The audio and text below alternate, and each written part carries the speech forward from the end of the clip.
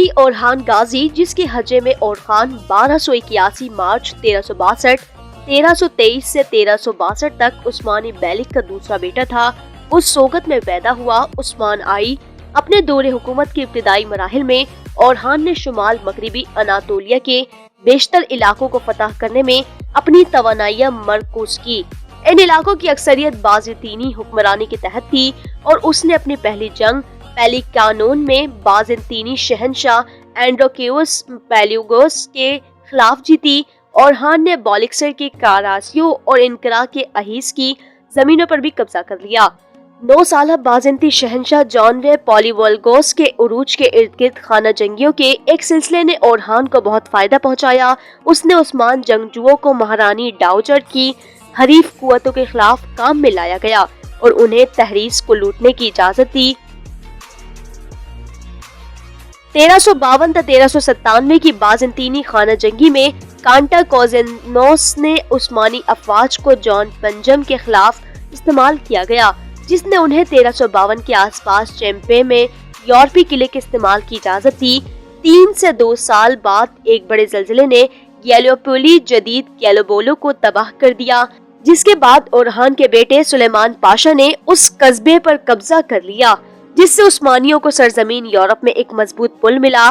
مسلم scholar ابن Battuta کے مطابق اورحان ترکمان بادشاہوں میں سب سے بڑا اور دولت زمینوں اور فوجی قوتوں میں سب سے امیر تھا۔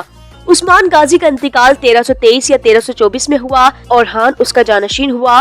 عثمانی روایات کے مطابق جب اورحان اپنے والد کے جانشین بنا تو اس نے اپنے بھائی علاؤالدین کو تجویز پیش کی کہ وہ ابھرتی ہوئی سلطنت میں شریک ہو۔ مؤخر الذکر نے اس بنیاد پر انکار کر دیا کہ اس کے والد نے اورحان کو واحد جانشین نامزد کیا تھا اور یہ کہ سلطنت کو تقسیم نہیں کیا جانا چاہیے۔ اس نے صرف برسا کے قریب ایک گاؤں کی آمدنی کو اپنے حصے کے طور پر قبول کیا۔ کچھ حکام کے مطابق یہ علاؤالدین کے زمانے میں تھا اور اس کے مشورے سے عثمانیوں نے سلجوق حکمران کے لیے جاگیرداروں کی جانب سے کام کرنا چھوڑ دیا۔ وہ اس کی تصویر پر پیسے نہیں لگاتے تھے اور نہ ہی عوامی دعاؤں میں اس کا نام استعمال کرتے تھے۔ ان تبدیلیوں کو دوسروں نے خود عثمان سے منسوب کیا، لیکن مشرقی مصنفین کی اکثریت علاؤالدین کی جانب سے منسوب کرنے پر متفق ہے۔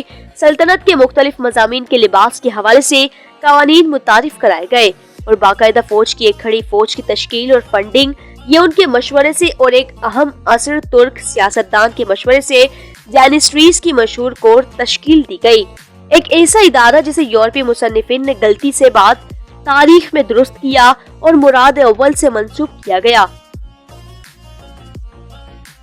اصل مضمون جینیسری علاؤالدین اپنی فوجی قانون سازی کے ذریعے حقیقی معنوں میں عثمانی خاندان کے لیے منظم فتح کے لیے کہا جا سکتا ہے۔ اس کے لیے عثمانی بلیک لیل کے لیے باقاعدہ معاوضہ اور نظم و ضبط کے ساتھ پیدل فوج اور گھوڑوں کی ایک کھڑی فوج کا انتظام کیا گیا۔ فرانس کے چارلس VII نے اپنے 15 مستقل کمپنیاں قائم کرنے سے ایک صدی قبل، جنہیں عام طور پر پہلی جدید اسٹینڈنگ آرمی کہا جاتا ہے۔ اورحان کے پیش رو ارطغرل اور عثمان اول نے مسلح جارحوں اور رضاکاروں کے سر پر جنگ کی تھی۔ یہ فوج گھوڑے پر سوار ہو کر اپنے شہزادے کے جھنڈے تک پہنچی تھی جب ہر مہم کے لیے بلایا جاتا تھا اور مہم ختم ہوتے ہی اسے ختم کر دیا جاتا تھا۔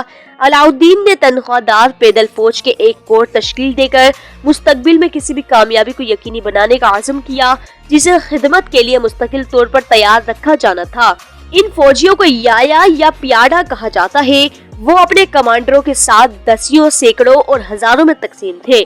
ان کی تنخواہیں زیادہ تھی اور ان کا غرور جلد ہی ان کے خود مختار کو کچھ پریشانی کا باعث بنا۔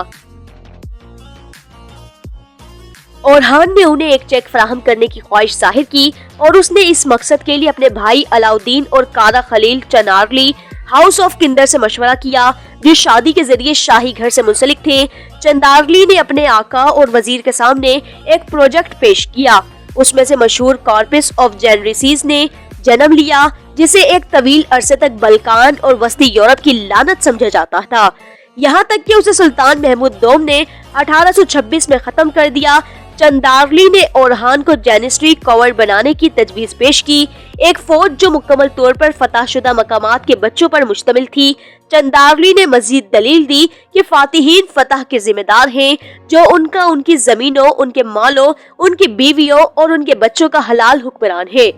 हमें ऐसा करने का हक है जैसा कि हम अपने साथ करते हैं, और जो इलाज में तजवीज करता है वो ना सिर्फ हलाल है बल्कि खैर ख्वाह है। उनको फौज की सफ़ों में भर्ती करने को नाफिज करके हम उनके वक्ती और अब्दी दोनों मफादात से मशवरा करते हैं, क्योंकि उन्हें तालीम दी जाएगी और जिंदगी के बेहतर हालात फराहम किए जाएंगे।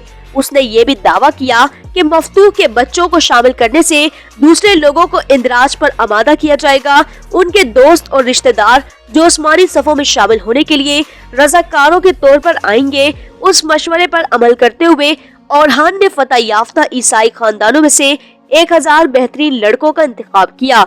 भर्ती होने वालों को उनकी इनफरादी सलाहियतों के मुताबिक तरबियत दी गई और पेशावर सिपाही से लेकर ग्रैंड वजीर तक के ओहदों पर मुलाजमत दी गई।